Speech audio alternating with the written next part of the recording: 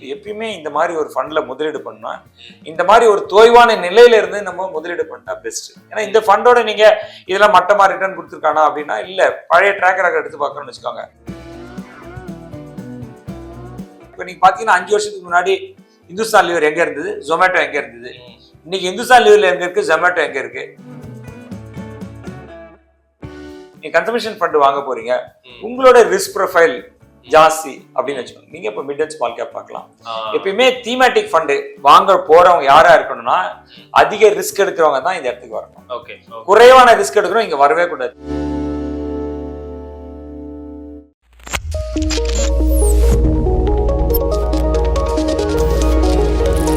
வணக்கம் பிளான்வெட் பார்த்தா மக்களே. தலைக்கு போடுற ஷாம்புல இருந்து ஓட்டுற கார் வரைக்கும் இப்படி நம்ம அன்றாடம் பயன்படுத்தக்கூடிய பொருட்கள்ல நாம இன்வெஸ்ட் பண்ண முடியுமா?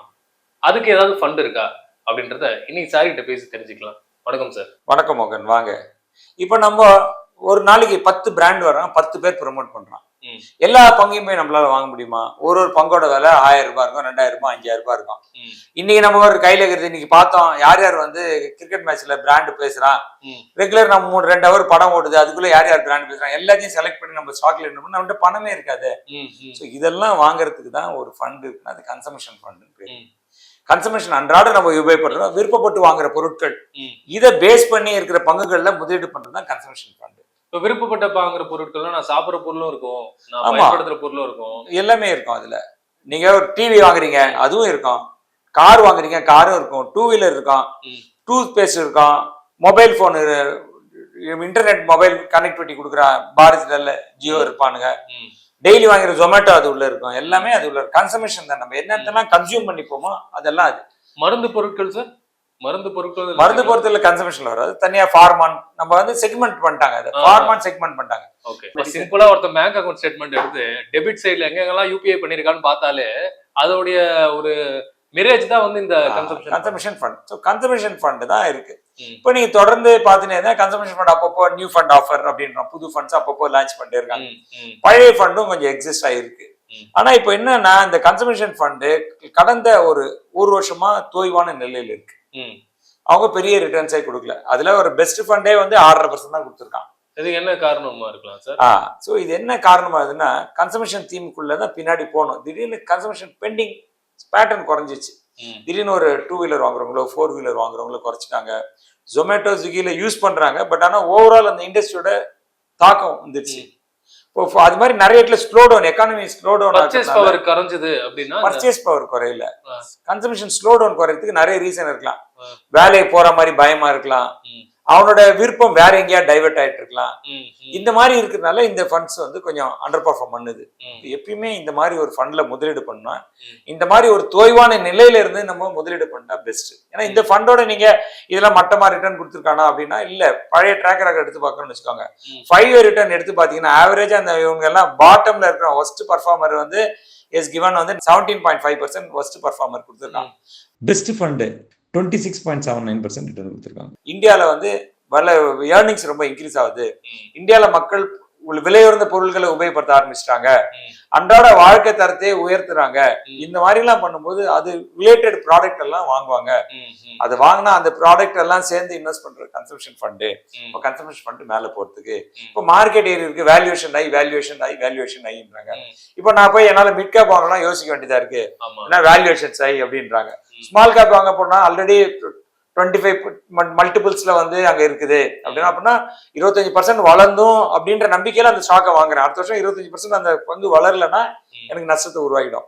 இந்த மாதிரி எல்லாம் போகும்போது நான் எங்க போய் முதலீடு பண்றது அப்படின்னு கேட்டாங்க. Consumption fund. அப்ப இந்த கன்சம்ஷன் ஃபண்டுக்குள்ள இருக்கக்கூடிய கம்பெனில ஒரு லார்ஜ் கேப் கம்பெனியும் இருக்கலாம், மிட் கேப் கம்பெனியும் இருக்கும், ஸ்மால் கேப், எல்லா விதமான கம்பெனி அது உள்ள இருக்கும். ஸோ அப்படின்னா என்ன ஆகும், இப்போ ஒரு ஃபண்டு இருக்கிறாரு, அவர் எல்லாமே நான் வாங்குற பணத்துல 100 ரூபாய் பப்ளிக் இருந்து கலெக்ட் பண்றதுல 75-80% நான் லார்ஜ் கேப்ல இன்வெஸ்ட் பண்ணுவேன்.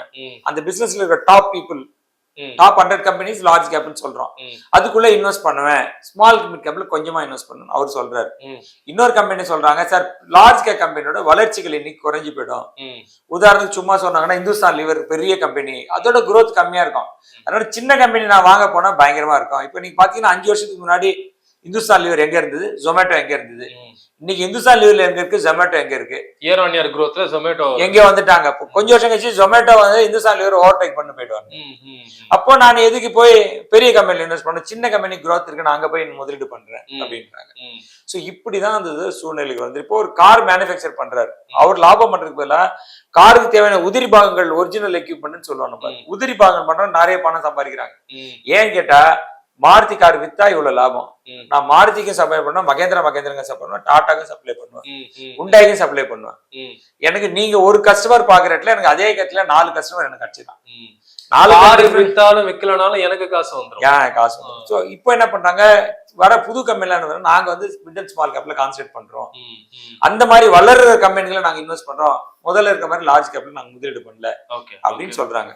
அதோட லாஜிக்கலா கரெக்டா போதா, இவங்க சொல்றதெல்லாம் கரெக்டா போதா அப்படின்னு பாத்தீங்கன்னா, கடந்த ஒரு ஆண்டுகள்ல கொஞ்சம் பெட்டரா ஒரு ஆண்டுல வந்து நிறைய ஃபண்ட் ஹவுசஸ்ல மிட் அண்ட் ஸ்மால் கேப்ல ஜாஸ்தி கான்சென்ட்ரேட் பண்றவங்க growth அதுக்கு விசிபிலிட்டி இருக்க மாதிரி இருக்கு.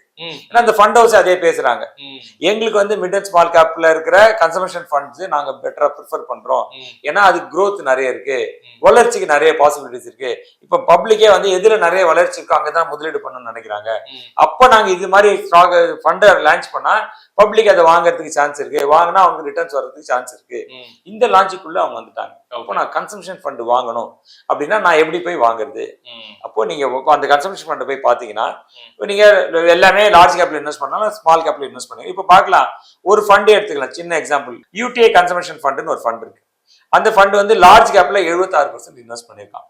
இன்னொரு ஃபண்ட் எடுத்தோன்னா bank of India consumption fund எடுத்துக்கலாம். Bank of India consumption fund it's not a big brand when compared to Nippon இந்தியாவை கம்பேர் பண்ணி, நிப்பான் இந்தியா ரொம்ப வருஷமா இருக்காங்க.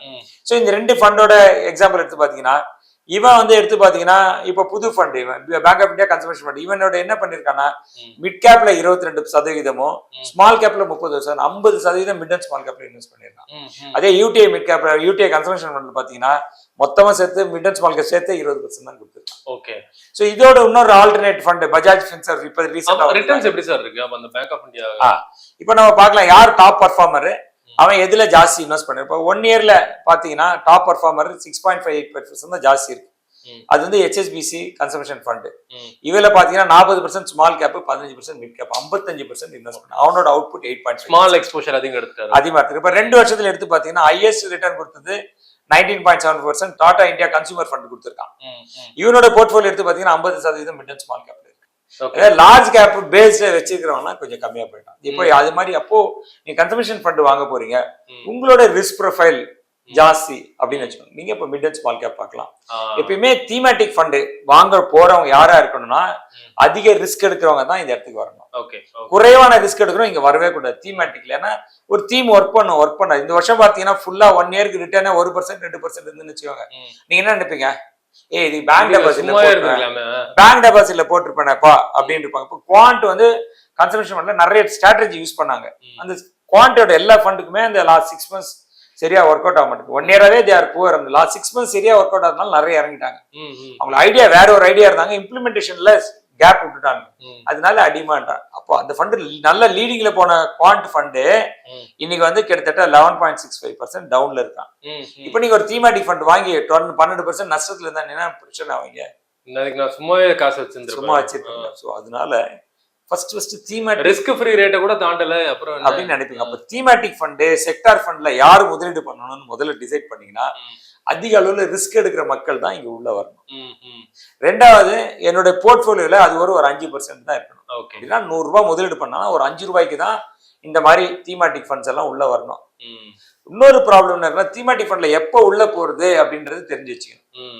அது தெரியலனாலும் மாட்டி பண்ண போகும். இப்படி பண்ண இதில் நேரங்கள்ல தான் இதனால சின்ன சின்ன இன்வெஸ்டர்ஸ்க்கு என்னன்னா நானே எல்லாம் பண்றேன் அப்படின்னு சொல்றவங்களுக்கு இது எல்லாம் கிடையாம போயிடுது. இந்த மாதிரி நீங்க தப்பு பண்ணிட்டேன் அப்படின்னு நினைச்சீங்கன்னா எங்களை வந்து அணுகுனீங்கன்னா நாங்க உங்களுக்கு இது எப்படி செட்டரைட் பண்றது அப்படின்னு நாங்க சொல்ல முடியும். சூப்பர். தீமேட்டிக் ஃபண்ட்ன்றது ரிஸ்கான ஃபண்டு. அது நீங்க எவ்வளவு ரிஸ்க் எடுக்கணும் அதை டிசைட் பண்ணும், என்ன மாதிரி ரிஸ்கோட ப்ரொபோசிஷன் இருக்கு இதை நீங்க டிசைட் பண்ணும், அதோட அவுட்புட் என்ன இருக்குன்னு டிசைட் பண்ணும். இந்த கேட்டகரி வச்சு இன்வெஸ்ட் பண்ணிட்டு வேண்டாம்னா அதை விட்டு வெளியில வர்றதுக்கு மனநிலையும் உங்களுக்கு இருந்ததுன்னா இந்த மாதிரி ஃபண்ட்ல நீங்க பார்க்கலாம். சாருடைய கான்டாக்ட் நம்பரை கீழே டிஸ்பிளே பண்ணிருக்கோம். உங்கள யாராவது இந்த மாதிரி கன்சப்ஷன் ஃபண்ட்ல இன்வெஸ்ட் பண்ணணும்னு நினைச்சீங்கன்னா அந்த நம்பருக்கு கால் பண்ணுங்க. உங்களுக்கான ஐடியல் சொல்யூஷனை பிளான் வித் பார்த்தா டீம் வழங்குவாங்க. நாட் ஓன்லி தீமேட்டிக் ஃபண்ட்ஸ், நீங்கள் செக்டார் ஃபண்டில் முதலீடு பண்ணணும்னு நினைக்கிறீங்க, நிறைய தீமேட்டிக் ஃபண்ட்ஸ் இருக்குது. நீங்கள் இந்தியாவிலே பார்த்தீங்கன்னா ஒரு 8-10 தீமேட்டிக் ஃபண்ட் இருக்குது, 7-8 செக்டார் ஃபண்ட். இந்த மாதிரி செக்டார் ஃபண்ட்லையோ தீமேட்டிக்ல இன்வெஸ்ட் பண்ணி நான் பண்ணணும் அப்படின்னு நினச்சிங்கன்னா இந்த கீழே இருக்க நம்பரை காண்டாக்ட் பண்ணால் எங்கள் ஆளுங்க உங்களுக்கு சப்போர்ட் பண்ணுறதுக்கான சான்ஸ் இருக்கும். This is Suresh Parthasarathy, certified financial planar, partner myassetsconsolidation.com, signing off. மேலும் ஒரு சுயான வீடியோவில் மீண்டும் ஒரு முறை சந்திப்போம். நன்றி, வணக்கம்.